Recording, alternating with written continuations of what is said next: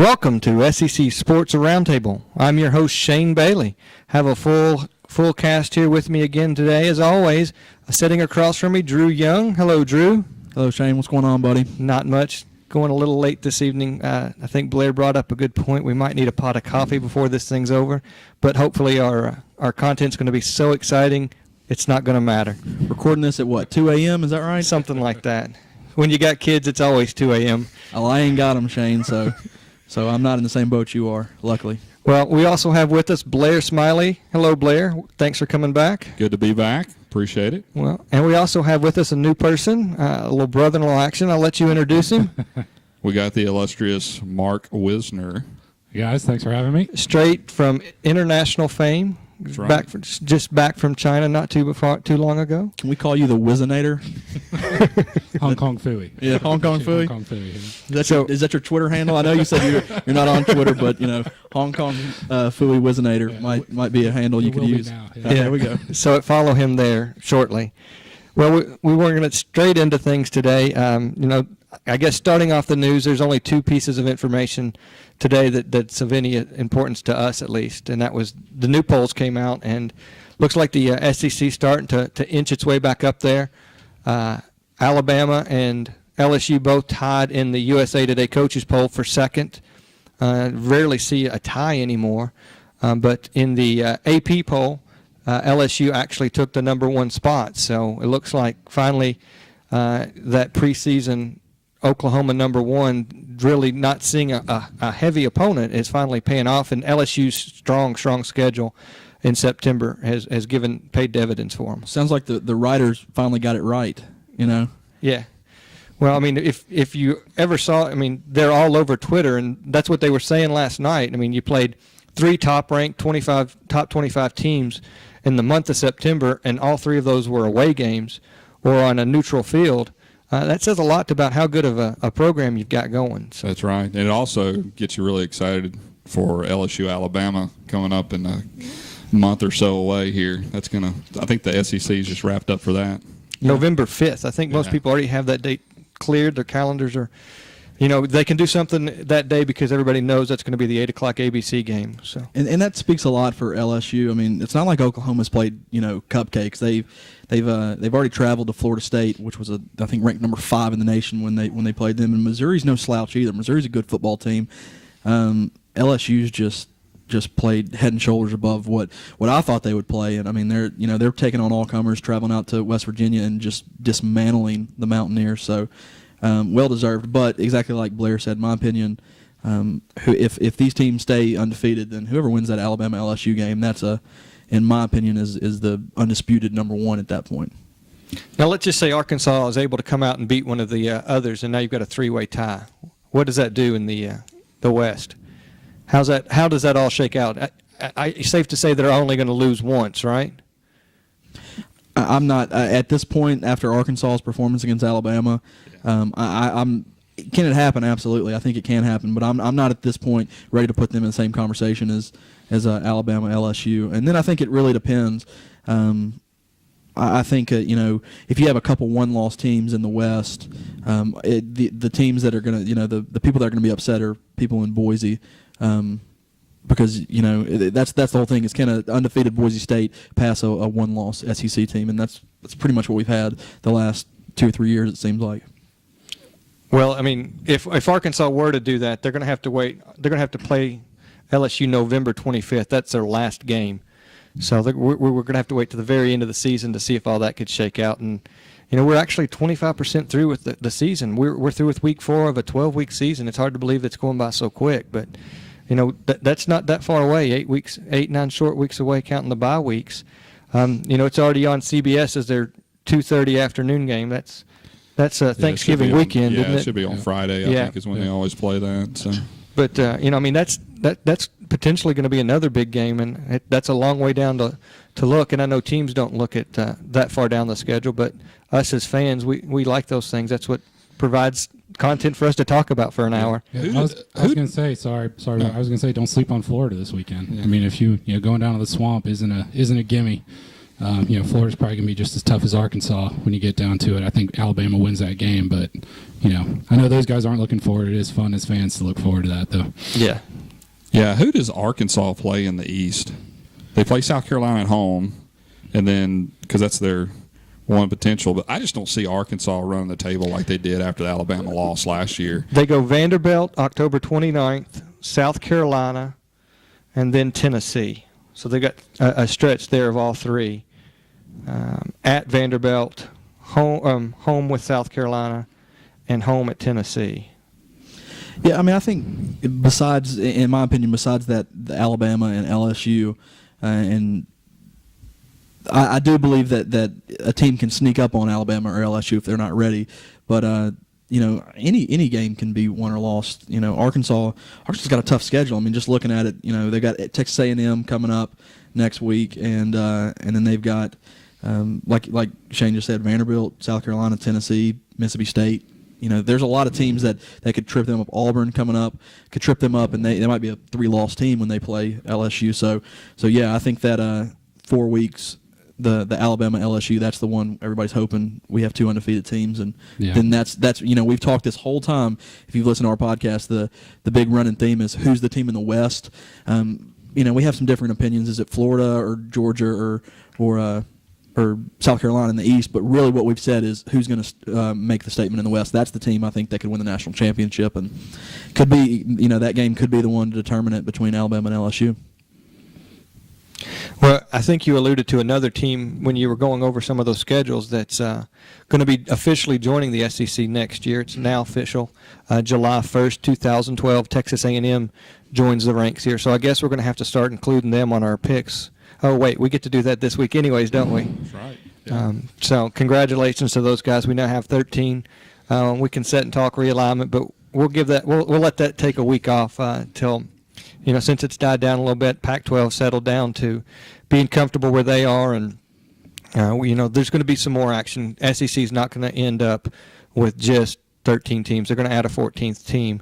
But who's that going to be, we don't know. And, that's a topic of conversation for another day. I think we're going to go past that. We are just going to mention that A&M is officially joining the SEC in 2012. So anything else you don't want to add to that before we get to looking at last week's recap? Yeah, not without talking. We've kind of beat it into the ground. Who's that 14th team going to be? It is surprising though. The Pac-12 said they weren't adding anybody now, or they don't plan on doing it in the future, or the short-term future. But A&M, the SEC said, we're fine. We'll be the first one to jump out there and officially get that 13th member. The ACC looks like they're going to do it. So I think there's plenty of more realignment talk that we can do in the coming week. So I have no problem taking a week off. All right. Well, let's get right at it. Start rehashing last week's games. We'll start with one of the dogs. It's not being the Mississippi State Bulldogs. It would be my Kentucky Wildcats. I couldn't pick them last week, and after the way Florida just dismantled them, I'm glad I didn't. It was not pretty. I think Florida ran on them just at will. Both the running backs had a huge game. Every time I turned around, they were just getting chunks of yards and scoring touchdowns, and it was just embarrassing to watch. Thank goodness that West Virginia LSU was on at the same time. I could flip channels, but I don't know if there's anything else you all want to add. Kentucky did not look good. Florida showed us a couple things. I think they also showed us some weaknesses in their armor, some chinks with Brantley. He's got a couple question marks out there, and I think Drew's talked about that off air. That's his guy in the East, and he's still shouldering that on his back, but I don't know if he can still keep him in the East as his guy the way he's been playing. Drew? Yeah, I mean, you've heard me say it before. I really thought Florida, with Charlie Weiss coming in, was going to go more to a pro-style offense, and I don't think they have those pieces. John Brantley is not a spread quarterback. He is a pro-style quarterback, and I think that's what it's showing right now is he's in a system that's not tailored for him. But that system is tailored for, Jeff Demps and Chris Rainey. I mean, and when you can run the ball 25 times for 250 yards, you're getting 10 yards a carry between two guys. Who cares what the quarterback's doing? Yeah. And I think that. Well, and I think Weiss has even said something to that same cloth. I mean, I've got 2 world-class running backs. Why do I need to worry about, getting a passing game the way I want it to? I'm just going to use the pieces I have here today and run with it, basically. Yeah. Well, he's no dummy. I mean, last week they threw the ball, right? They threw it to Rainey and Demps. The week before, this past week they ran it. So, yeah. Even if he's going to use Brantley, it's screen passes, short passes, get those guys the ball and let them work. It'll be interesting to see how that works against Alabama, a defense like that. They can run with those guys. But agree, when he's used Brantley, he's used it to get the ball to Rainey and Demps more often than not, or run it. Rice he's doing what he came in. He's getting the playmakers the ball, and Florida's playing well. Yeah, and just to piggyback what Brett said last week about Kentucky, if they can somehow muster 6 wins, they ought to put a statue of Joker Phillips on the campus because they're just not really good right now. So you really see how much Kentucky misses Patterson and Hartline. What about Cobb? Yeah, I think they miss Cobb and what's the running back? Who did I say? Locke. Yeah, Locke and Cobb. I think that's exactly who they you missed. said. You I don't said know. Patrick Patterson. I mean, they missed something. Yeah, they missed the LSU. They missed the LSU. We're already talking basketball here. Yeah. See where my mind is. Yeah, no, exactly. Cobb. I mean, he's proven it in the NFL, and he went out a year early, and rightfully so. He's doing a great job there. Hartline they miss. They accounted for like 34% of all their offense last year, and those are some big people to replace. And the problem with them was they always stayed hurt, especially Locke, and so you could never. I mean, the whole time he was there, you could never get the true potential out of him. You always saw just the glimpses of him, but they're struggling. Yeah, I thought Kentucky would be better on defense this year too. I thought that would help them out, at least while Newton, to test out the offense, watch them grow. But Florida, it didn't matter what they did on offense. Florida wasn't going to give them the ball, and they were going to score whenever they wanted to. So Kentucky's got some issues. I agree with Blair. 6 wins would be they're battling Vandy for the cellar, and the way Vandy's turning people over right now, Vandy could run away with that game. So. Yeah. While you're talking about Vandy, I guess we'll just go on and talk about those guys. I know you watched that game with a lot of intent eyes. It was painful. It was painful. Tell us a little bit about that. I know you're a big South Carolina fan. Good game if you like defense. Terrible game if you like any kind of offense at all. South Carolina came out, played one of the better defensive games I've ever seen them play. Vandy didn't have an answer for the defensive line. Clowney, Devin Taylor, Melvin Ingram, those guys, had a great night. Vanderbilt, was kind of Vanderbilt on offense. Larry Smith he's not a good passer. They couldn't get the running game going. And then on offense, South Carolina, Stephen Garcia he's lost right now. He's playing with no confidence, missing guys down the field, not throwing the ball, when he's got guys running open. We couldn't even block Vandy's defensive line. South Carolina couldn't. Mark Slidemore didn't have a great day. A couple big plays that saved the game. But, it was a painful game to watch on offense. Lots of turnovers, lots of bad plays, lots of mistakes and penalties. Both teams played pretty good defense. But other than that, unless you're a Vandy or South Carolina fan, hopefully you weren't watching that game because it was pretty ugly. But Spurrier does have confidence in his quarterback. Did he not come out and say that today? He's showing publicly, yeah. You can tell he's gritting his teeth while he's saying good things about his quarterback. So we'll see. I know he put Shaw in there at the end just to get him some reps, and he missed a pass too. And Spurrier, checked his headset again. So he's letting it out, but he's doing everything he can to show confidence in the quarterback. I think the problem is the quarterback doesn't have any confidence in himself. So unless he fixes that, they need to get that turned around pretty quick. Unfortunately, I am not a South Carolina or Vandy fan, but I did watch this game. I think Vandy did exactly what they wanted to do. They turned over Garcia 4 times. They held Lattimore in check for the most part. They held Jeffrey in check besides a couple unbelievable catches. Yep. But the problem is when you have 75, 77 yards of total offense and good grief, Larry Smith's been there for 10 years, and he's still not the answer. But Jordan Rodgers is not a better quarterback. No. The coaching staff is doing the right thing by playing Larry Smith. It's just very unfortunate, but that's their best quarterback right now. And their offensive line, Vanderbilt's offensive line was porous. It was not good at all. So I think Franklin did a good job of having a good game plan of stacking the box and putting pressure on them. And that's where most of the turnovers came. They got a lot of pressure on them, but they couldn't do anything on offense. And they got blown out. 5 total first downs for the game, and I think they were outclassed. South Carolina's defense was too good for them. Yeah, that's what I think's the problem with Vandy. It was just a bad matchup for Vandy because South Carolina's defense plays into basically every weakness that Vandy has on offense. That defensive line going against that offensive line, and when that happens, the good thing for Vandy is that their defense it's a pretty legit defense, and they're going to create turnovers. Obviously, I mean, I think they got 16 or 17 so far this year. I think they're at 14 interceptions now. Which has got to be leading the country. So they're going to give opportunities, and I don't think they're going to face a defensive front as tough as South Carolina's in some of their games. So I think if Vandy fans can just kind of take a deep breath and kind of move right on and see, I think they might fare better against some other ones. Yeah, that game was no reason if I'm a Vandy fan to, if you're in the third game with a new coach, the defense is playing. I mean, they're going to win games for you this year. They keep playing like that. And, Franklin's coaching them up. They're making mistakes. Third game in a new offense. They'll get there. Like Drew said, Larry Smith isn't the answer, but, that's a better Vandy team than I've seen in the last 2 years, especially on defense. So, they're no slouch. There's no reason to be upset if you're a Vandy fan. The offense performance wasn't great, but, the defense is playing well, and they can win them some ball games this year. And we can bottom line this. We can talk about South Carolina didn't play as well as they wanted to. Vanderbilt, had a bad offensive week. Vanderbilt's 3-1 going into their bye week. They could not have asked for anything better with not the toughest schedule, but playing a Connecticut team that you didn't think they would beat, playing Ole Miss, which is almost you would say a must win, but they don't win that game too often. I mean, I know they've won it a few times in the last few years, but that's a game they need to win to get to a bowl game. And then South Carolina, nobody expected them to go on the road to win that game. And South Carolina's 4-0, so they haven't played as good as I thought they would coming into the season, but they are 4-0. Kind of like what we said with Florida. They're finding ways to win. Yeah, I mean, you're at the result. You might not have gotten the play that you wanted, but the results are the same. 4-0. As a South Carolina fan, I'd be very excited with that. Well, we'll look at the Auburn game next. Another game that I don't think was that pretty to watch. Not a lot of scoring in the first half, really.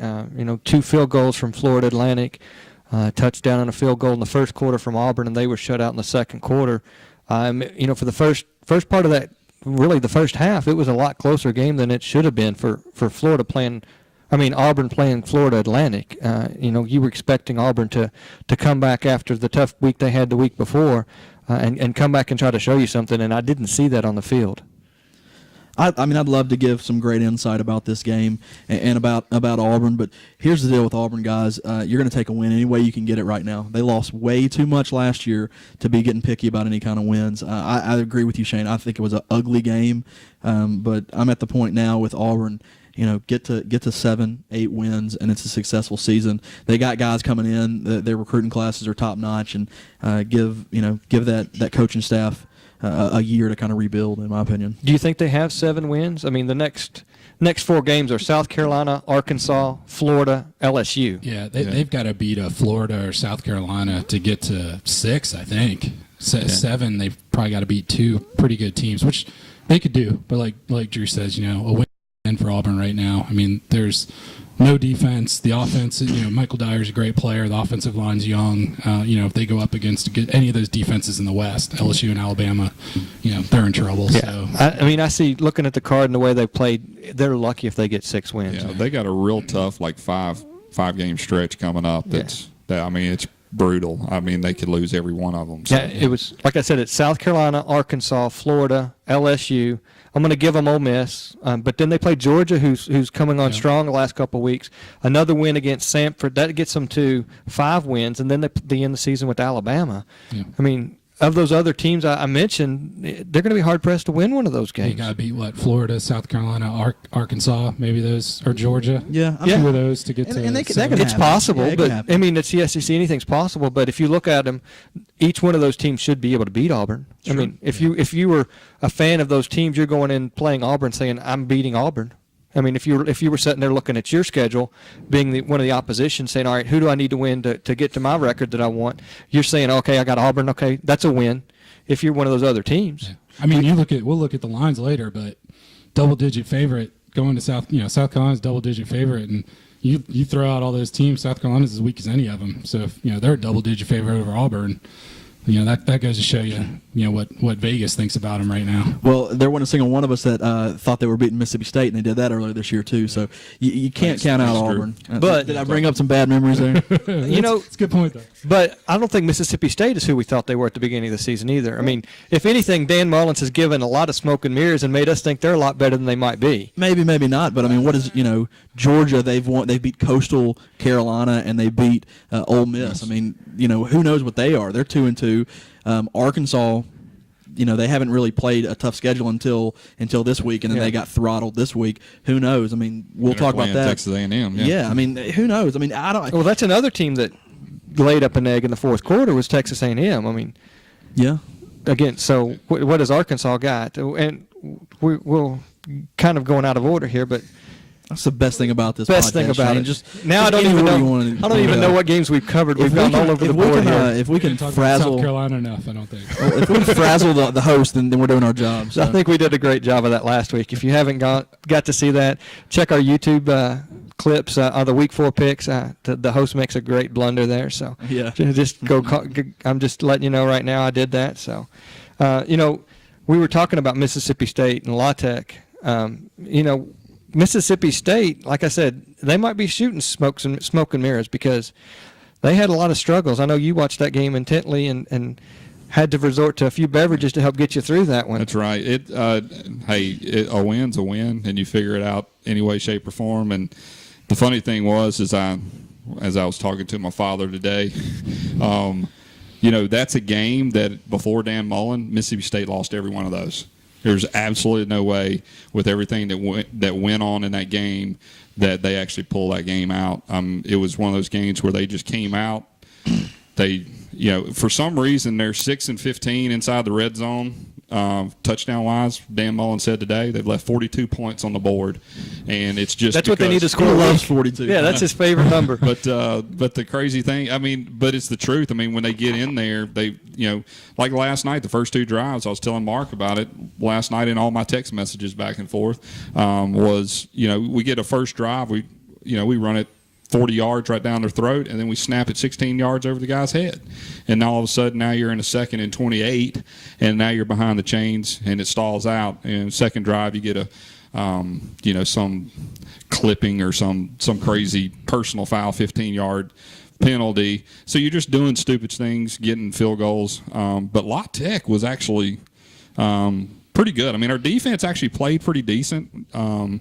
Going through the game, and we struggle against the spread. I mean, it's what Auburn did to our defense. Sideline to sideline, we're if we got to get in position, we're going to kind of struggle a little bit. If Georgia was smart, they just run a spread this week and just kill us. It's just one of those deals where you just take a win any way you can get it. But it wasn't pretty, that's for sure.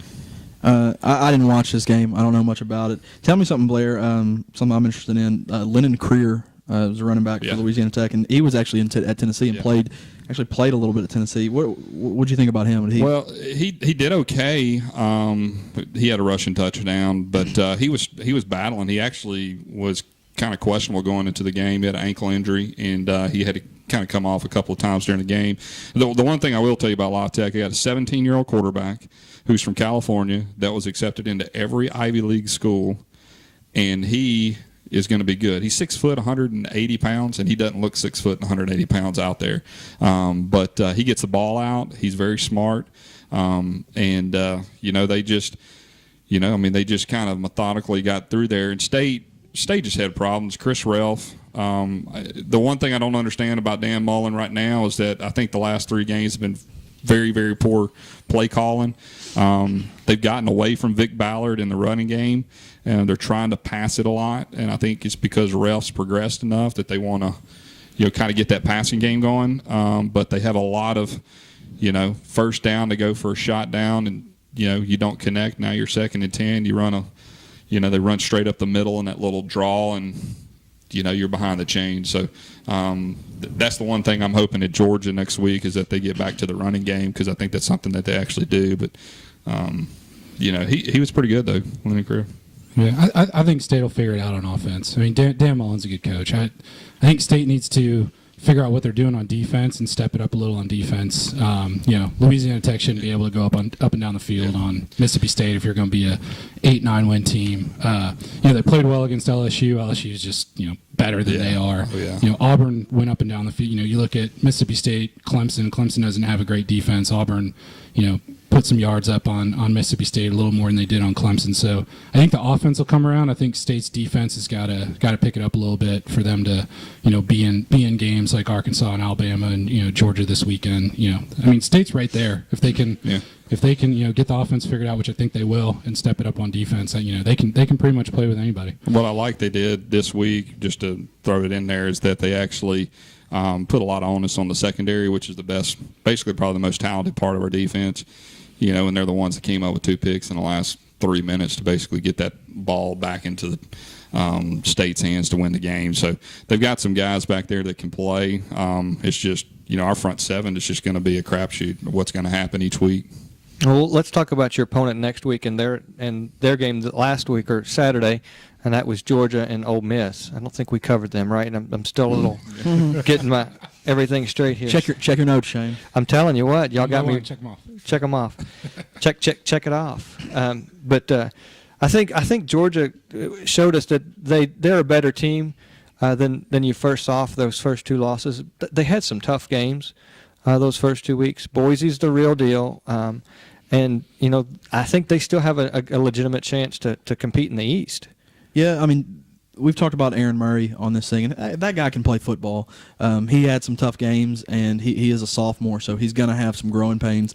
But I think there's probably 12 teams in the SEC that would take him as their quarterback. I'm not saying he's the best quarterback in the league, but I'm saying that any team can win with this guy. And another freshman, Isaiah Kroll, 150 yards rushing. He showed up. He's going to be the real deal. You're exactly right, Shane. They had 2 games that were really tough. Could have gone either way in that South Carolina game, but good for Hong Kong Phooey Wisner that it went the Gamecocks' way. But I think they were just a better team. This score could have been higher than what it was, and I think Georgia is ready to get on track and win a few games. Yeah, I think this weekend we'll see. That's a big game. I'm not totally sold on Georgia yet. I tend to agree with you guys. Crowell's the real deal. he was great this weekend. Still not sold completely on Georgia on defense. I think they're a little weak up the middle, defensive tackle, running a 3-4.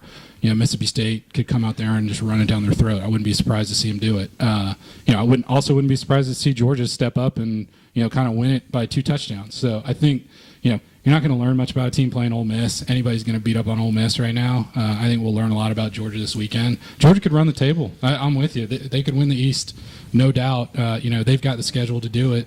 I think it'll come down to Georgia, South Carolina. But they're playing well as long as they keep it up on defense. And Crowell's the real deal. So and Aaron Murray is easily the best quarterback in the East, I think. So I think I don't know about that, but You're the best quarterback to you didn't play, right? Not easily, but to me, he's the best quarterback in the East. I forgot about Mr. Bray there for a second, but you don't like Heisman Trophy winning quarterbacks. For what Georgia does, Murray's the right quarterback because he doesn't make mistakes. He doesn't turn it over. He's good at handing it off.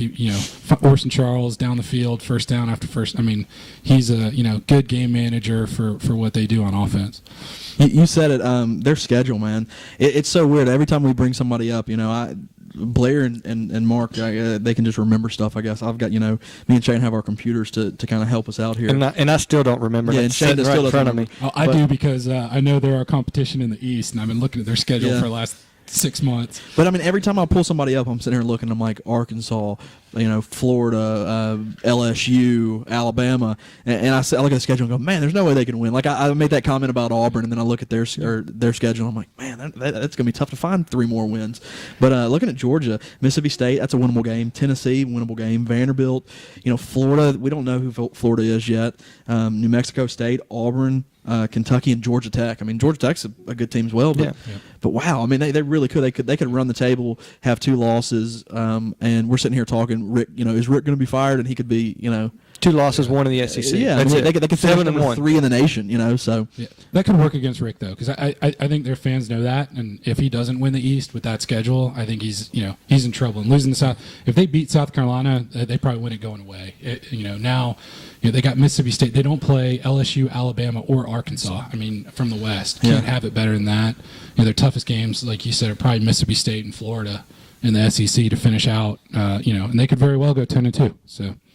Yeah, the next week's going to be an interesting game for Georgia because they've won 2 in a row.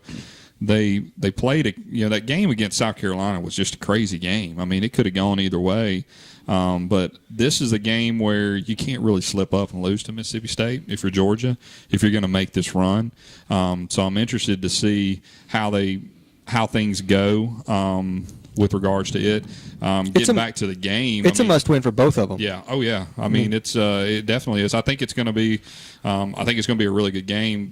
Getting back to the Ole Miss game, that the fun part about that game was, Houston Nutt he threw out everything. I think he ran two reverses and 1 double reverse, and then he had they basically pulled out 2 trick plays that actually got them on the board and really got them in the game.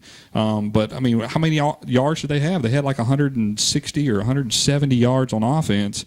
They're just bad on offense right now. I mean, it's kind of interesting, but Georgia, I'm really interested to see how their defense plays this week.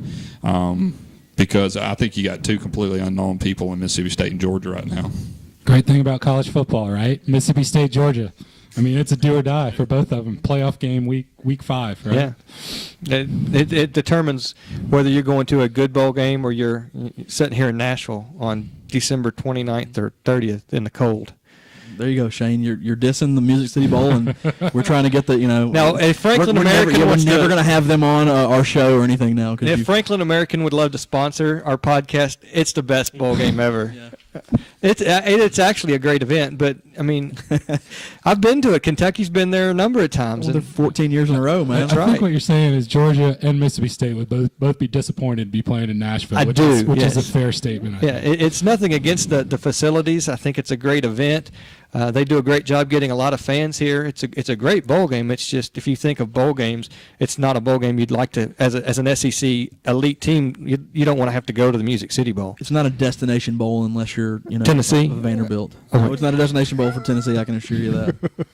Kentucky. Yeah. Yeah, and we would be ecstatic to have a Music City Bowl invitation this year. Yeah.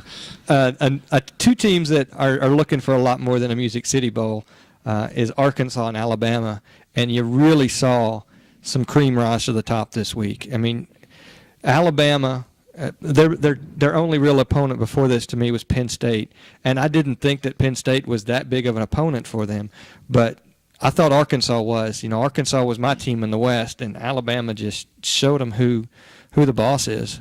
Yeah, I mean, they couldn't run the ball. That's what it came down to, and got one-dimensional, and eventually Nick Saban's defense is going to cause havoc. Nick Saban he's always got something up his sleeve, and when he rolls out the fake punt or the fake field goal, was it field goal or punt right there in the first where McCarron's actually threw the touchdown? It was right at the beginning of the game. It's a fake punt, I believe. I think it was a punt. Fake punt. And McCarron? McCarron was. He was. He's a holder on field goals. Mm-hmm. And it was kind of it was a weird deal, but he all of a sudden they lined up and then they kind of switched everything up, caught him off guard, and just ran a play. And Saban said he was going to be running that, whether he was up 21 to nothing or if it wasn't, he was going to run it during the game. So, but I tell you what, Alabama is they're always going to come up with that pick. There was a point in that game where Arkansas started to get a little momentum. I think they just scored. It was 14-7 or something like that, and then Alabama comes up with a play like that, and then it's over. And I remember they put a stat up. They scored it was 4 touchdowns, big plays, and they were fake field goal, interception for a punt return. I mean, they beat you so many ways, and then they put that defense out there, and they get a lead, and there's nothing you can do. And then Mays just toyed with them on the punt return. I mean, he just basically Nintendo, whatever. Tecmo Bowl. Yeah, Tecmo Bowl. And the crazy thing was he didn't even have to do the last cutback at the 5-yard line. He just wanted to to cut back and break the other Arkansas player's leg right there at the goal line. It was embarrassing. I mean, it was really, if you get like that, you just ought to quit. The thing I take out of this game is I think we knew what Alabama had in their defense, and we knew what Alabama had in their running back with Richardson, who had a wonderful game. And man, as a Tennessee fan, it just pisses me off to see that it looks like they've got another heady quarterback that's going to go out there and throw 75 completion percentage, 2 touchdowns, no interceptions, and McCarron can just manage a game. When's the last time that Alabama's had a big name quarterback? It always seems that they, as far as I can remember, with Jay Barker and Freddie Kitchen and Freddie Kitchens and what's this last kid that was there? McElroy. McElroy. All these guys. They're never, John Parker Wilson. Yeah, John Parker Wilson. All these guys. Brody Crowell is probably the most talented quarterback they've had in recent years, but they don't ever have a Heisman Trophy candidate at quarterback. They've always got a guy that can just run that offense and give the ball to a running back and doesn't make mistakes. And we were talking, is it going to be Sims or is it going to be McCarron? And you look at this game, and Sims didn't throw a pass. McCarron threw 20 of them and completed 15 and for 200 yards and 2 touchdowns. And Alabama, it looks like if one thing was going to stop them from competing for a national championship was maybe that quarterback position, and it doesn't look to be a problem right now. And he hadn't thrown a pick since the first game. I mean, he threw both of them, Sims and had two interceptions each, and since that time, he's not had a single interception. Yeah. And I mean, you say big names. I mean, I think both those guys were 4 or 5 star recruits, right? I mean, you put them in the machine and they hand the ball off and they don't make mistakes. But he'll probably get tested this year. Where he's got to step up and make a couple plays, and we'll see what he can do. But both of those guys were big time recruits. I think they're both pretty young. McCarron, a sophomore. Yeah, I think they're both sophomores. I know, Sims, I think, is maybe a redshirt. I mean, they're both young guys, and McCarron's playing well, but they're big time recruits. And what I'm saying is, I'm not saying that these guys aren't studs. I'm just saying they're no Tyler Brace. They don't need to. They're just maybe that's just the offense they run. Right. When you got a guy like Trent Richardson that can.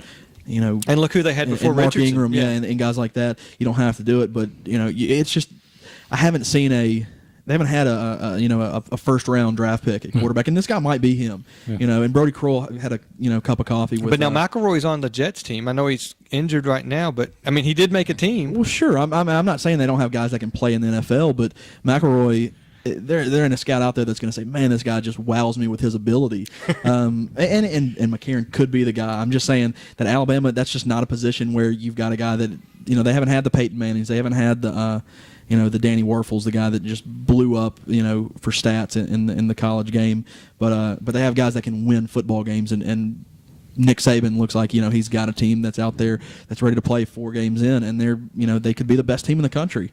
Yeah, how about Trent Richardson? I mean, he has that first game where he has like 13 carries for 37 and gets Kent State. 3 touchdowns, yeah. You're just kind of like, and he always has these weird little nagging injuries that always caught him the first 2 years, where he maybe missed a game here or there. But I tell you what, man, he caught that little screen and turned it up the field. You just forget how, you always think about he's just running over people. He's big, he's strong, he's physical. But, man, when he gets in open field, he can turn it on. He's got some speed, too. So he's playing well right now. Yeah. Lacey, they got 2 guys you can put out. Anybody, like Drew said before, would be happy to have him on their team. So, they're just going to pound it on you. And, it's a good point because I really do think that McCarron is going to have to win them at least 1 game this year. So we'll see. Maybe it'll be LSU, but there will come a game, there always is somewhere along the way where he's got to make a couple plays to win a game. So, we'll see what he's made of. Until then, they're just going to be Lacey, Richardson, ball control, put the defense out there, and until someone challenges them. The other team that's left to talk about in the SEC is the other team that's going to be competing in the West. And was it a clinic?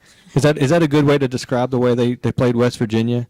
Their defense was just stifling. I mean, every time you turned around, they were just in where they needed to be. I mean, they were surrounding the ball, and I was just impressed. Yeah. The weird thing is you look at the stats, and West Virginia throws for over 450 yards, and it was just third quarter. Yeah, in the third quarter. Yards. Yeah, he had 400 yards in the third quarter, and they were down 13 points. But the one thing about their defense is they can't catch the ball. I mean, they had some interceptions, but how many times did it hit? Yeah. How many times did it hit they went up. The defense had a bead on that ball and had hands on it in the open field and missed it. I mean, that's what that kept drives alive that should never have been alive. Well, the thing is that their defensive line, you're not going to run the ball on them. I mean, that's just what they're going to do. Now, West Virginia's got a good offensive line. They pass protected very well. Mississippi State pass protected pretty decent against them. It was Ralph didn't have anywhere to throw the ball. They were covered, and West Virginia's got better skilled receivers than Mississippi State had. But it was just one of those deals where, West Virginia cuts the game 27-21. That place is going crazy. They got the yellow towels going. They got the couches burning. I mean, and then they kick it off, and that kid just takes it to the house, 99 yards, Claiborne, and you're just sitting there and you're watching him. You're like, well, he's going out at the 50, and he just cuts it back up, and he runs through two players, and it was just it's over. It was over then, and it was just. But that Matthew, is that how you say his last name? I mean that coming off the edge and tipping the ball to himself, he's unbelievable. Yeah, I mean those guys they're playing with so much confidence. I mean, swagger, I think is the word. I mean, like you said, it looked like West Virginia. Okay, here comes West Virginia, right? And then boom, 2-3 touchdowns. The two things to me with LSU, we all know the defense. Jarrett Lee and Michael Ford. I didn't even know who that guy was when the season started. I mean, Jarrett Lee's playing out of his mind, and Ford, putting him out there with Spencer Ware. When they can put an offense, score points and move the ball on you, and then put that defense out there. And look at their receivers. Odell Beckman. Yeah. You got Randall Rubin that I said was a good sandwich. And then you've got Shepard back. Shepard, yeah. I mean, they got weapons, studs everywhere. I mean, it's crazy. It's like they get lulled to sleep because they kind of get bored, and then they're like, oh, okay, I got to play again. And it's like a lion playing with a little mouse. So who thinks Jordan Jefferson will ever see the field again? And that's funny. I mean, I'm beating a dead horse because we talk about this. This seems like it's been a running theme, but two things. Their numbers on defense didn't look great, but they did have 4 turnovers.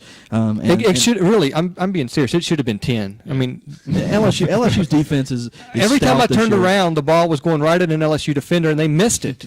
Well, they didn't have to catch them because they won without doing it. I know, but everybody's talking about how many yards they allowed. They kept so many drives alive because they do that on second down, and then third down, West Virginia would be able to convert. And now all of a sudden you kept that drive alive, and you got 30, 40 more yards. Weren't able to score. You're racking up stats. I mean, it's great for your stats, but let's play a little hypothetical game here. We talk about Jared Lee. Jared Lee was not going to be the starter going into the season. Jordan Jefferson was going to be the starter. Do I think Lee was going to get in place? Absolutely. But let's say Jefferson decides to make better decisions and not beat up. Was it a Marine? Beat up a Marine and are they still 4-0? I mean, yes. Is this the best thing that's ever happened to them? Is having Jared Lee come in there and give them some stability on offense? Oh, I don't know. I think they are. I mean, Jordan. I mean, Jared Lee's been playing well, but Jordan. I think he's probably playing better than Jordan Jefferson would have. But the way that defense is playing, I mean, they really haven't been in a super close game. State was pretty close, but you can put me out there with the defense and be okay. I mean, Jared Lee's been playing really well, and that just means that they're almost impossible to beat. You go back to the same thing we talked about Alabama with their quarterbacks. I mean, you put somebody serviceable in this offense, they're going to do well just because they've got the talent around them, and they're going to have the running backs that can open up holes that's going to allow the receivers to get open so they can spread the ball a little more. It doesn't, as long as you've got some sort of accuracy and some sort of brain between the ears, you're going to do well in an LSU offense this year. I think that's the point, though. Is I think we all know in football the recipe when you have a world-class defense is have a quarterback that doesn't lose games for you. And Jordan Jefferson is a quarterback that loses games for you. But Lee was that guy last year. How many interceptions did he throw? And it was 3. He saved him 2008. 2008. That was a while back. I mean, I'm just saying last year he won Jordan the Florida Jefferson, game. Yeah, I mean he was the guy that. Yeah, he could make an unbelievable play. He could, run for a 75-yard touchdown on third down against Tennessee, and ultimately, win games for you. But that guy, I mean, he was a turnover machine. He did nothing to really just look like just the safe, steady quarterback that a team with as good of a defense as LSU has would need. And I just think that I don't think we can overlook what Jared Lee has meant for this team. I mean, he's just stability on offense. And if you look at what he's done, I mean, he's pretty accurate quarterback. I mean, if you watch that game against West Virginia, if Randall doesn't drop the touchdown pass in the back of the end zone, it's 35-7. And the game's not even in question. It was the one little thing that all of a sudden got them. Next thing you know, West Virginia, has Got a a little couple of spark. drives and got a little bit of a spark. And next thing you know, it's 27 to, whatever it was, 27-21, and then they just kind of turned it on. But Does that answer your question? No, I mean, yeah. I'd say they're a better team with Jerry Lee. There you go. That's all I'm without a looking doubt. for. But I'm not saying I don't know that if they would would've have lost the game, but Well, I'm telling you, I don't know. Y'all might not be night owls like me, and I'm going to throw another team out there that's definitely not even close to the SEC. But Oregon, a lot of people kind of wrote them off after that game against LSU. They look good. That offense They play is Arizona? unreal. Yes, Yeah. They throttled them. Arizona's got a good offense, and their defense is very bad. But Oregon just did whatever they wanted against them, and I think it speaks volumes to LSU's defense for what they were able to do. But I think that just goes to show you how good LSU's defense is to take a team like Oregon and Dismantle them? Yeah, absolutely. You want to? I think, did I hit every team? Yeah, I think we're done. Well, we didn't talk about Tennessee. Tennessee didn't play, but I'm not going to let this go without talking about Tennessee a little bit. Go for it. There's no reason. Hey, y'all don't want to. Dooley was on CBS, right? He was on. Yeah, Dooley. He does dual roles. recruiting. Yeah, he needs to recruit. I mean, Dooley. I think Tennessee. They got their big question. They got a big tough game against Buffalo coming up. Looking for Tyler Bray to make a believer out of the Wisner over here. That's a good transition into. That's not going to happen against Buffalo. That's a good transition. We'll start off with Tennessee and what Are we ready? Are we ready to preview next week's game? I think we are. All right, we'll start we'll start off with Tennessee. I had him last on the list. That was the big finisher, but I'll go ahead and throw him first. All right, gonna go around the. We're gonna go by. We're gonna go from. If we're gonna go from most points spread to least, then we won't start with Tennessee. Come on, Shane. We're gonna go. I've got a good system here. You've thrown a wrench in my plans, but I got a good order here. We usually go from the early games to late games. We could but just talk about Tennessee. Then You pick want the games to? late. Let's talk about Tennessee. What do you think as a South Carolina fan? Are you nervous at all about that game? Absolutely. Yeah. Tennessee is way better than what I thought they were going to be this year. No doubt about it. If they come out in black jerseys, are you going to go hide in a closet or something? No. I thought they didn't do anything that Lane Kiffin did. I thought we were forgetting all about him. Yeah. We can't. It's got to be tradition. Everybody gets their panties in a wad if somebody wants to wear a different color jersey, which I think's great. Orange pants are tradition. Yeah, orange pants are absolute tradition. No, I tell you Starting in what, 2011. just to finish that thought on Tennessee, they're thin, not great on defense. They're better than I thought they were going to be. Any injuries are probably in trouble. Hunter going down is a big deal, but man, never in a million years thought Bray, Hunter, Rogers. I don't think there's a better, three guys out there in college football until he went down. So, Tennessee's good. They're not there yet. They're super young. I think offensive line, needs to grow up a little bit, and they will. Talent across the board. They're one of those teams that, they could come out and lose to Vandy or they could beat everybody. They got a ton of talent. They're just young. So, yeah, that game, at Tennessee, especially if South Carolina has a decent record, I'm absolutely worried about that game. I'll say they did not have any give up because they could have given up against Florida. They were down early and down pretty big, and they came back and made a game of it. So Yeah. I see you're gonna have to write today's date down. I said something nice about Tennessee. Well, Shane, I appreciate that, but we talked about that game last week. So yeah, let's jump into. Yeah, come on. Why are you trying to bring it back? You said something nice, but you brought it back to the loss against Florida. That's a backhanded See, I was compliment. trying, giving you some nice things in there. No, I like it. And here's something funny. We talked a second ago about Georgia. You would want to play Ole Miss, Mississippi State, and who's the other team from the West? Auburn. And Auburn. Those are the teams you want to play. And then here we got Tennessee, whose their West schedule is Arkansas, Alabama, and LSU. So, Congratulations, good job, Tennessee. Who is? That's why you can't pick them for the East. I don't think they're ready. I think the reason you can't pick them for the East is what you said. Their offensive line has zero upperclassmen. It's all sophomores and I don't know if a freshman comes in there every once in a while. But who is Georgia's every year opponent from the West? Auburn. It's the longest running game in the SEC. Okay. I was looking at that. I couldn't remember who their steady opponent was, which I guess that's all going to change with A&M coming in. But we can talk about that later. All right, going to the games this week. We will start with Tennessee, and I'll lead us off. We're going to give you our picks. Actually, Shane, I'm going to go ahead and throw this one out, and then before we get to the next games, I'm going to kind of give a recap of last week. guys, I'm sorry if you're using me as a barometer on what to pick. Don't do it because I'm picking horrible right now. But I'll give an update here in a second. Tennessee versus Buffalo. It's at Tennessee. Tennessee is a 28.5 point favorite. I think that's too many points. But I'm going to take Tennessee because I'm pretty much going to always take them because I like them. So Tennessee Volunteers covering the 28.5. Blair. I'm going to go with you on that. I think Tennessee's going to come out. I think they've got. Was it Dooley that gave the little fire and brimstone speech the other day at practice because they didn't practice very well. So I think he's getting them all squared away. I think they're going to roll up at least 4 touchdowns plus on Buffalo. I mean, it's 4+ touchdowns. It's not just 4. So as much as I'd like to say that Drew's right, and Drew even admitted himself that he's such a homer that he's going to take them even though he knows that's too many points, and I agree. So I'm going to have to take Buffalo in this game and go against Tennessee. I've got to find a reason to go against Tennessee. That's the way that this comes down to. Drew finds a way to go with Tennessee, and I'm going to find a way to go against Tennessee. So when you're looking at our picks, what you need to do is look at each week's picks. We do put those up on our website, and guys, you forgot to let me know. I didn't tell them how to find us. That's SECSRT.com. Go there. You can see all our past picks. If you take out the Kentucky and Tennessee picks on me, I think you're going to find out that you're going to find some great insight there. I think I'm doing well. I think I'm tied for second right now, and if you take those picks out, I'd probably be first. I'm not bragging or anything, but that's got to stick to his principles. Yeah. That's right. Yeah. But you've got to take out the Kentucky and UT games because I'm going to go against UT and I'm going to go for Kentucky. But I will say last week I broke that, and I did not take Kentucky, and it was a good thing because they did not do well. So I'm going to take Buffalo. All that being said.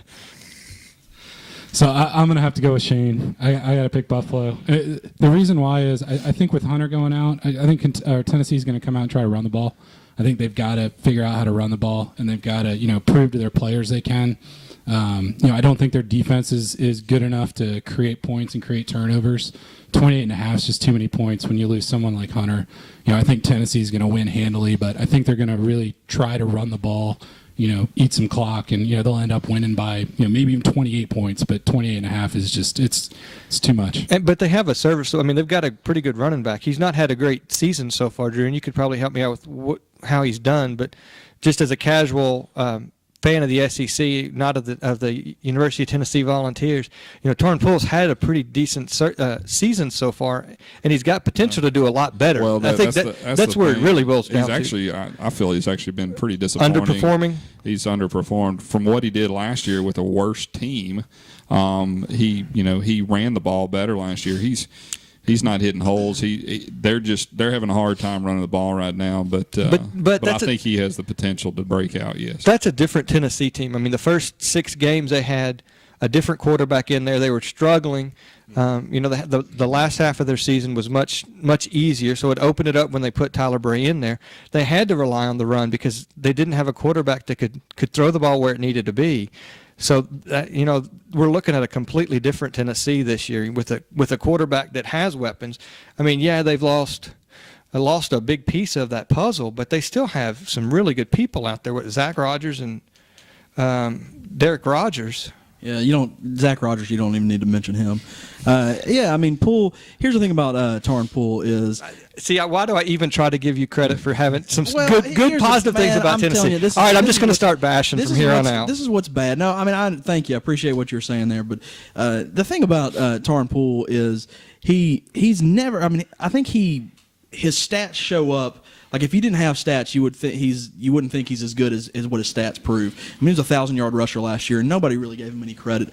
Rushing behind just a very, very young offensive line. And here's the thing: is this year he's looked horrible, but he's had 100-yard, 200-yard games, I believe, and really.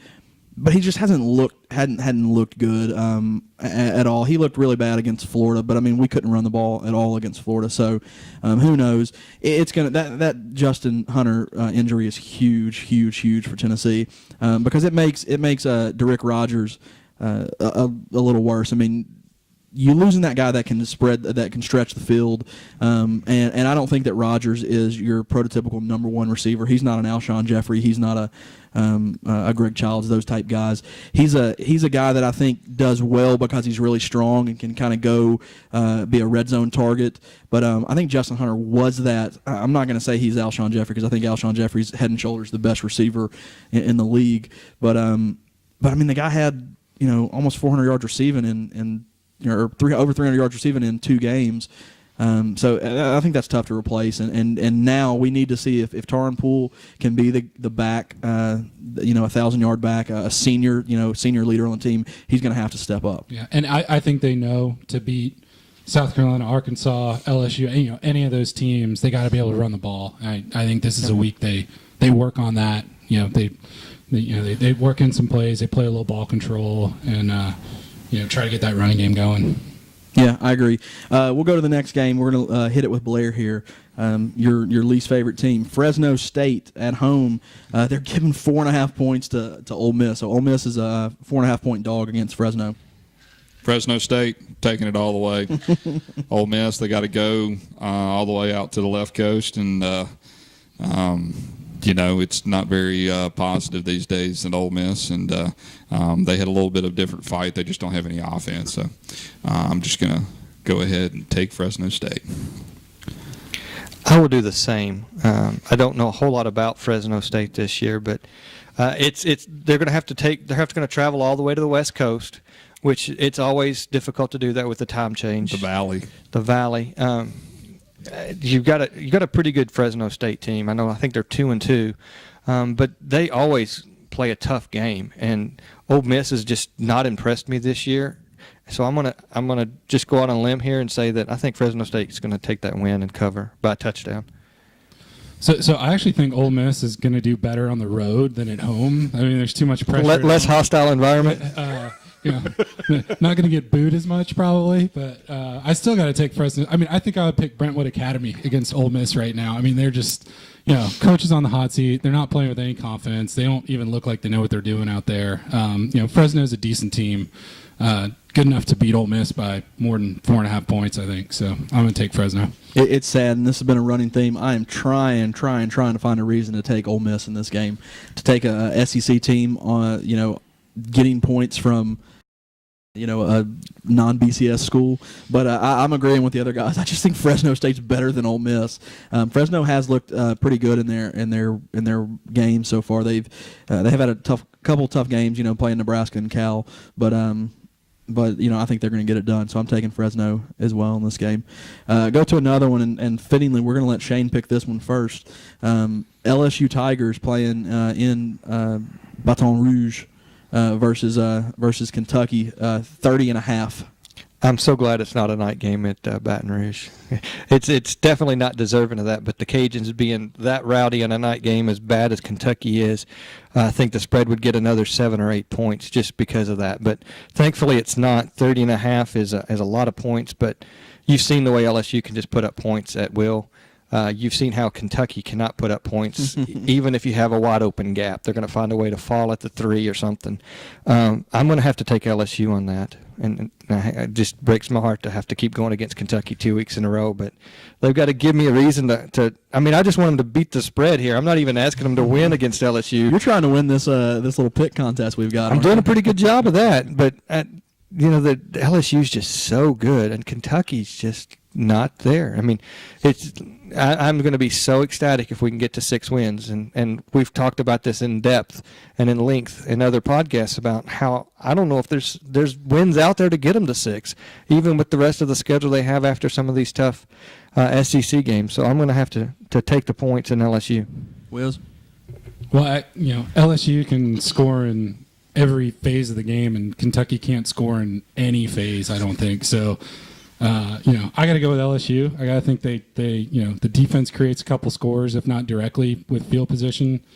30.5 is a ton, but you can't not take LSU, and I think Kentucky just has to hope and pray. And then, if they don't turn it over, LSU could just run out the clock and run it on them. But I got to think Kentucky turns it over. a few Well, if they times. run it on them, they're just going to have gaps and run for touchdowns. So Yeah, but as long as Kentucky can just go 3 and out, not turn it over, they might be able to cover.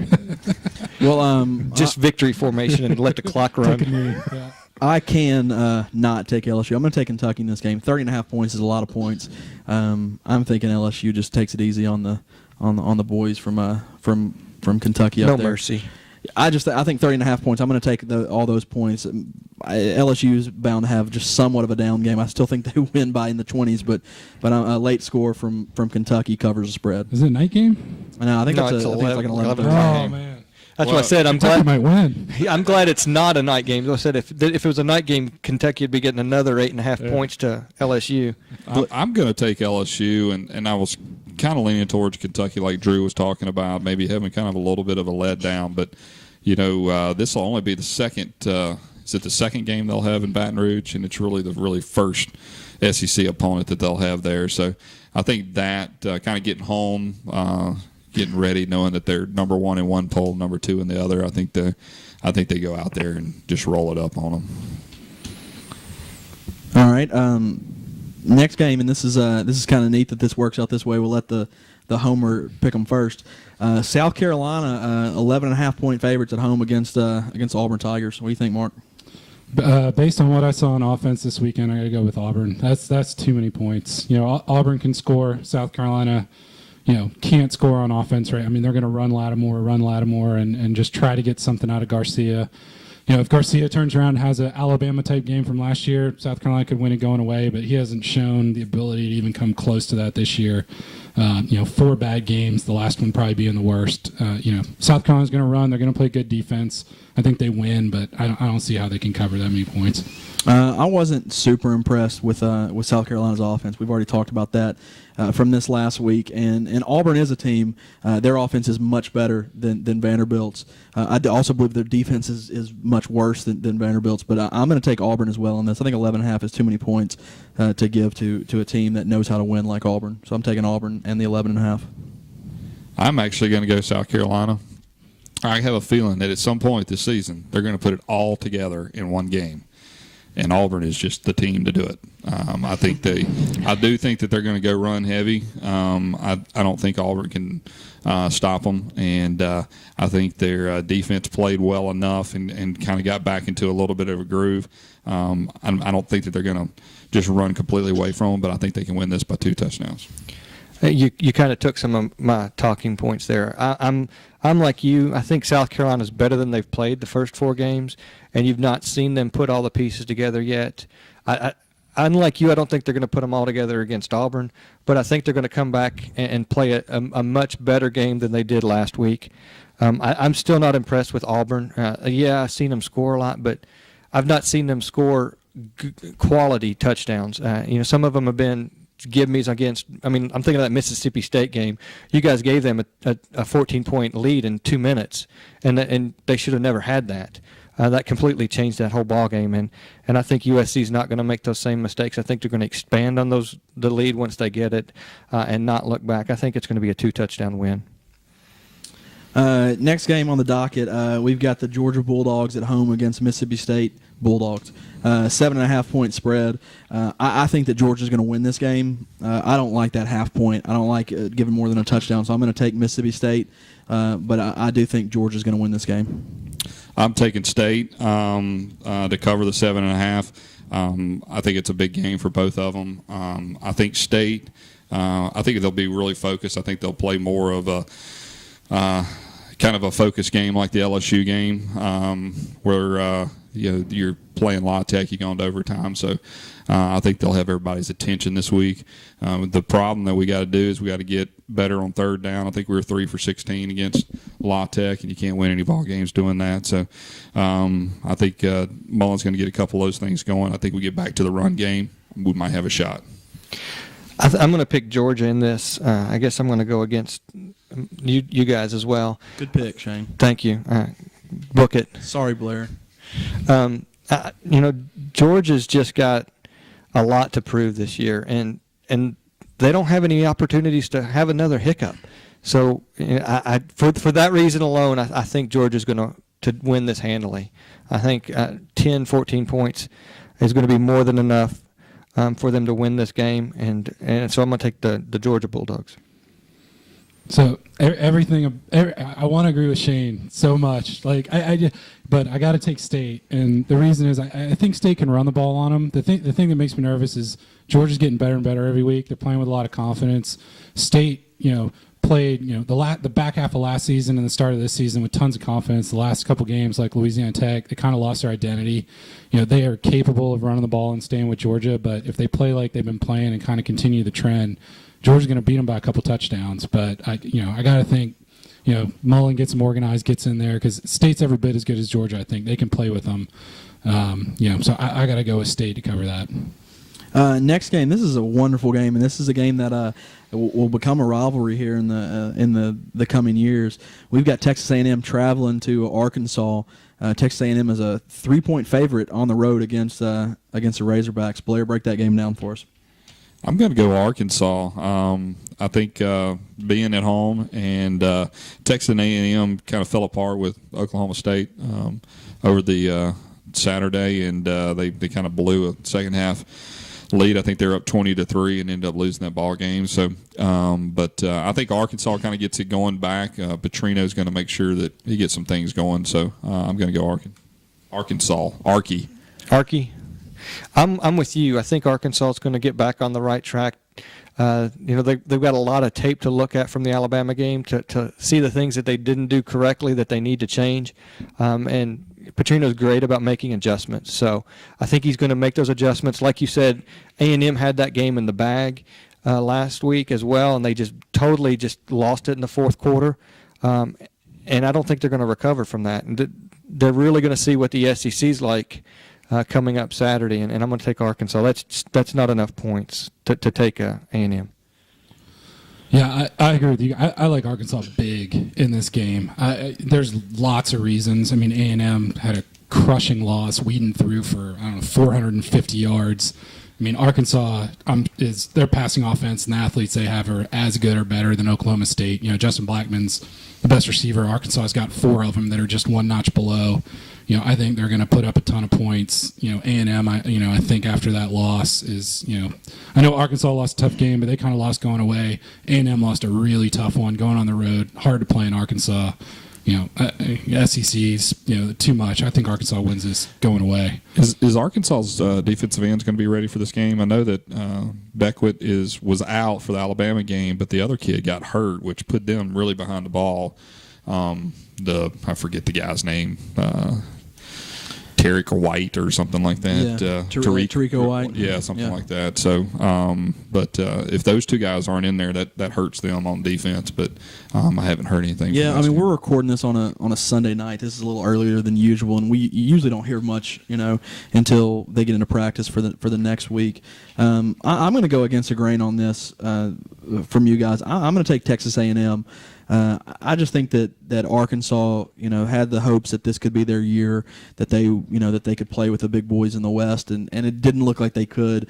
And I think Texas A&M is a good team. It's kind of funny because we're going to be talking about this team in the coming months, in the coming years, but Texas A&M, they're a very high-powered offense. They don't run the ball, as they're more of a passing team than a running team. And Tannehill had a good game passing wise as far as yardage, but threw 3 interceptions. That's how Oklahoma State got back in the game, and they've got one of the better receivers out there in Ryan Swope. So I think Texas A&M is going to come in and really want to impress some people, knowing that this is a game that they're going to be playing for years to come. So I'm taking Texas A&M in this game to cover, just so I can be different from you guys. So last game, we'll kick it off with Shane. This is game of the week.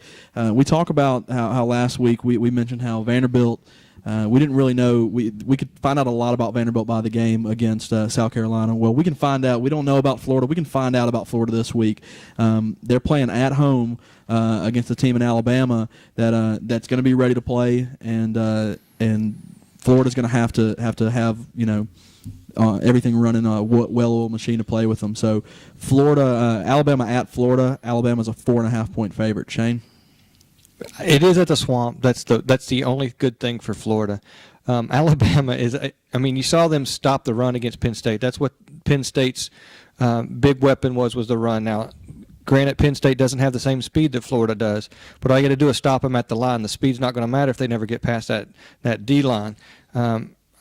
Roll Tide. It's just I'm gonna have to ride that one until they prove me wrong, because I thought Arkansas was going to be the team to beat. I didn't think Alabama was going to be at the level they are, and they've totally convinced me otherwise. I think they are the real deal. I just can't wait till November 5th and see what that's going to be when they play LSU, because both of those teams are going to go in there undefeated.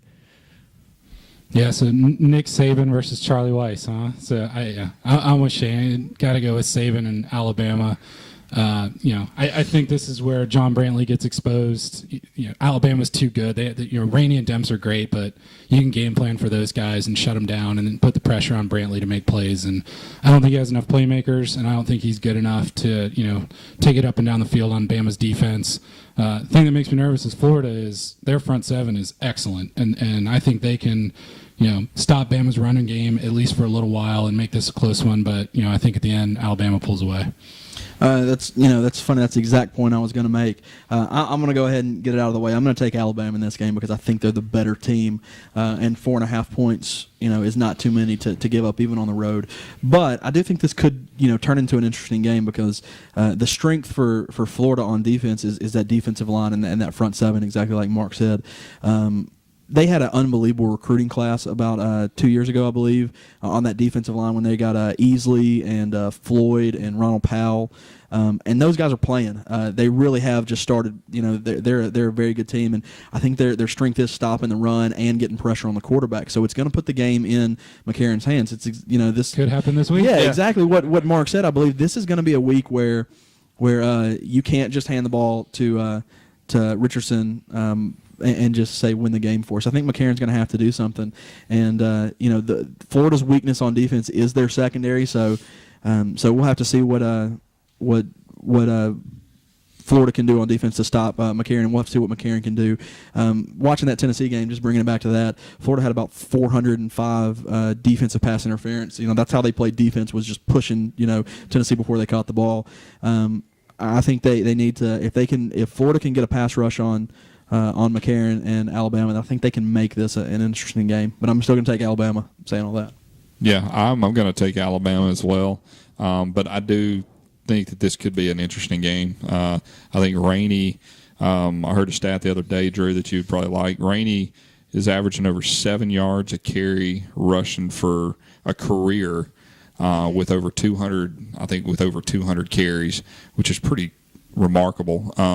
But he's got the breakaway speed. I mean, you saw it against Tennessee with that little dump down 3-yard pass that goes for 83. So they've got some speed. They can maybe break some. Salt in the wound there, Drew. Yeah, sorry.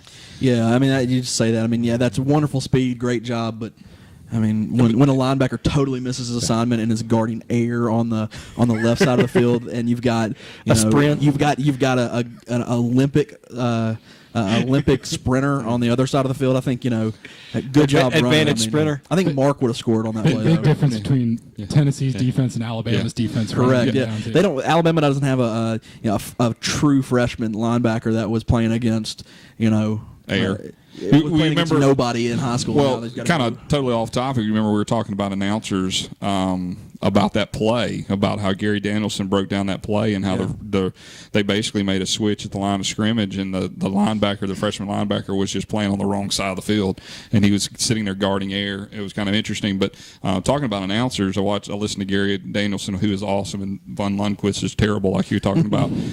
But if you didn't watch the Mississippi State La Tech game, Danny Cannell and Rob Stone are the worst announcers I've ever heard in my life. So just a little off topic, but I think you can find both of them at Danny Cannell, ESPN, and at Rob Stone, ESPN. You can just tell them how terrible they are. Hey, man, hold on. I like the Danny Cannell. He was like the only guy that picked Tennessee to beat Florida, which goes to show you, he picked incredibly they had wrong. No clue what was going on in that game. It was the weirdest thing I've ever seen. But they were terrible. It's like they never even knew who La Tech was, and they never even looked at Mississippi State and did any type of research. It was crazy.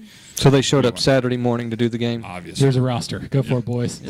That's what's so bad, and I don't want to bring it back, but how can that's the greatest job in the world. You go call a game and you watch a game and you just tell people what you think and you're calling it. Now it's a tough thing to do, but how do you not know the names of like the best players? Like, Justin Hunter, he called him Jason Hunter about 42 times, and I would struggle, if I was Danielson, because I guarantee you Gary Danielson knew what his name was, and how did he not say it's Justin Hunter, Vern? I mean, come on, man. Yeah, it's funny. They try to sneak it in there, no, because you can tell it's killing him. Yeah, he doesn't say like, actually, Vern, that's Justin Hunter. He's preseason All SEC. He's like, yeah, Justin Hunter made a good play there. He tries to just slip it in. Repeat it over and over and over. Yeah. Hopefully, it'll catch on. I can say, as a guy who is horrible with names, I completely understand where Vern's coming from. Yeah, but it's not. You don't get a lot of money to remember him. Well, that's true too. I get 0 for this. I would be happy if I got the J right. I could have been calling him Carl for all that matter. Well, hold on, Shane. You're good with names. I mean, you just called Cobb.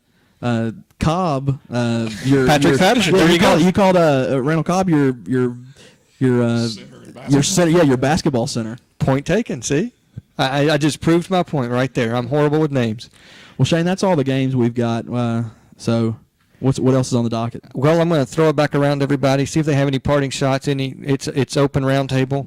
I think Drew had a nice discussion to kick us off last week about the movies he went to see. So we'll just open it up. Blair, we'll let you start this week. Is there anything you want to throw us out there? No, topic, off topic, doesn't matter. No, I think this week's going to be. I think we got some interesting games. I think we finally got a CBS doubleheader, 3:30 and 8 o'clock, I believe, if that's not mistaken. And yep. So I'm interested over the next couple of weeks. I think we'll find out about a lot of people this week and next week, who's real and who's not. I agree. Keeping on topic, we got some good games again, highlighted by Texas A&M, Arkansas, and Alabama, Florida. So I'm excited about those games. And there's some other good ones too. South Carolina, Auburn's going to be a great game early, and Georgia, Mississippi State. So there are quite a few games that I'm really interested in watching. But going off topic, new fall season of shows kicked off. Modern Family. I don't know if anybody watched that. Hilarious. Wonderful episode. Thursday night TV, my biggest pet peeve is everybody just goes and watches what's that, The Big Bang Theory and How I Met Your Mother and those type shows, which are fine shows, but How I Met Your Mother is on Monday nights. Yeah, I know. I'm just saying those are type shows. I'm saying, but coming back to Thursday night. So you're saying you need to be watching Community, Parks and Rec, and The Office. I mean, those are, and The Office is been on for 7 or 8 years, and it gets good ratings, and it's not as good as it used to be. But I'm telling you guys, Parks and Recreation, if you don't watch that show, fantastic. Wonderful show. I mean, it's reached a new level right now. So, I have never seen an episode of Big Bang Theory. Am I the only person on earth? Good job, Mark. I mean, that's just congratulations for bucking the trend and watching good TV as opposed to. I'm a nerd. I'm Big Bang, so. Yeah, and it's not, like I said, not a bad show, but not a bad show, but it's just not as good as the other ones, in my opinion. Which, if you want the opinion from a former banker, substitute teaching, podcasting fella, then listen to our podcast and follow me at DrewYoung20. Mark, how was your first day? It was good. Any parting shots? Anything you want to add there? Not really. One little thing. I think this last week's come pretty apparent how much LSU and Alabama are separating themselves from everybody else. Like you guys have mentioned, as long as they don't slip up, that's a big game to look forward to. To me, those two teams right now, even over Oklahoma. Oklahoma's a strong number 3, but you put LSU and Alabama on the field with anybody right now, and I think they win going away. So if they keep playing like they're playing, it's going to be a fun one when they get together. Well, the only thing that really came to apparent to me, especially doing this podcast, is how competitive it's going to be every week in the SEC. I mean, we're talking about must-win games, and it's like that every week for almost every team. If you want to be competitive and compete to win for the title of the SEC, these are all must-win games, and it brings that to so much clearer light. Being a Kentucky fan, we've never had that look to say, we've just got to win this game. We're looking at the schedule, okay, what 6 games can we win to go to a bowl game?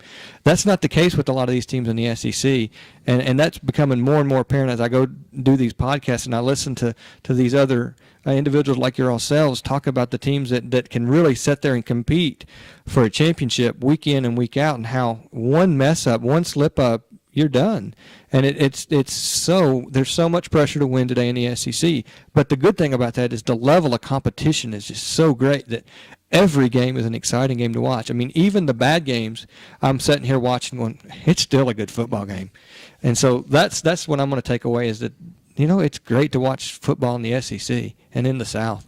I think Drew snuck in his Twitter account. That was at DrewYoung20. Blair's on Twitter as well. Yes, at Blair Smyly, and that's SMYLY.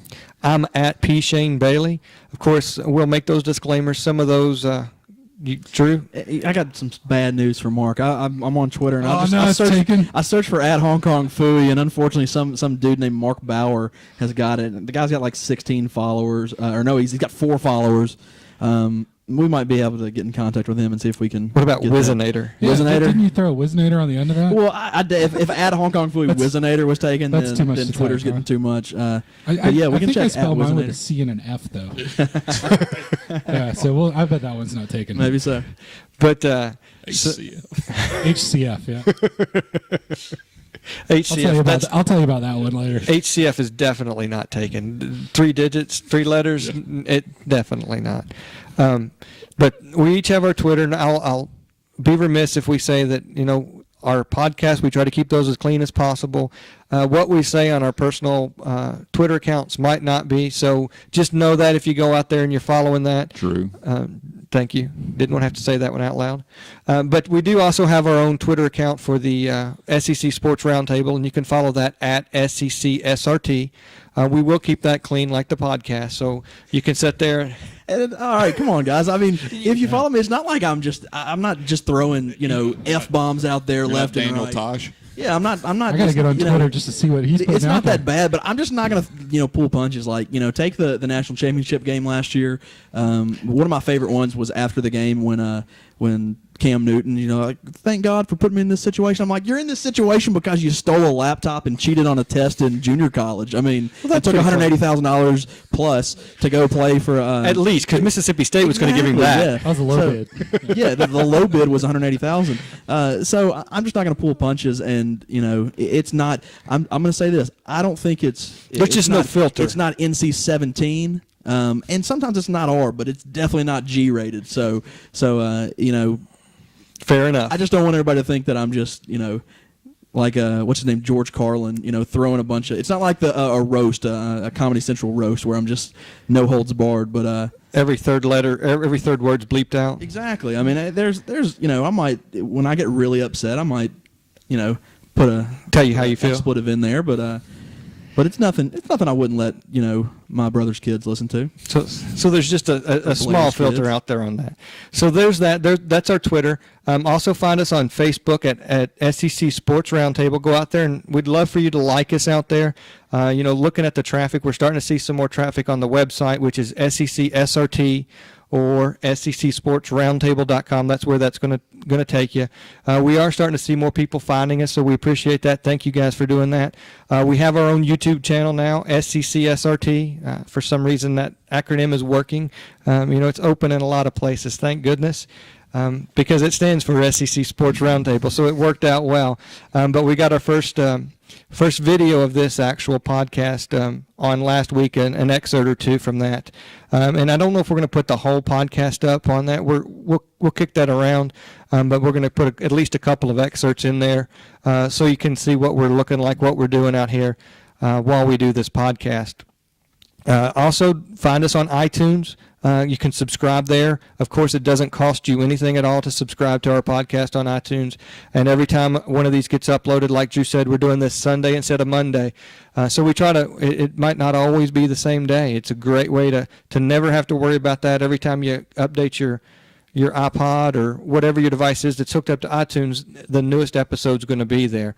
We're also on Spotify, another easy way to do that. If you have an Android or iPhone, it'll stream right there for you. Every week we put a new podcast up. It's just automatically going to show up. All you got to do is click the play button there, and you get the latest episode of SEC Sports Roundtable. So we want to thank you guys.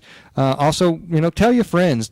We'd love to get more listeners as well. I think Drew's got something in. He's chiming in here before I close up shop here. But before you close up, and one thing, if you stumble upon this, look for our Twitter. We'll make sure that you have a way to get in contact with us, because if you're listening to this and you want to hear something different, different, or you want to weigh in, we'll throw an email address out there to where you can comment. Comments at SECSportsRoundtable.com. Yeah, just put something on there, because if you stumble upon this and want to tell us we're doing good, want to tell us we're doing horrible, want to tell us, hey, I'd rather y'all do something like this, we're open to it. So I kind of want to just throw that out there as well, because we take feedback. Yeah, and we do have an email address that's comments at SECSportsRoundtable.com, so easy enough. And we'll be checking that to see what you guys have to say as well. So with that, thank you guys so much for listening, and we're going to close this shop up. Thanks a lot.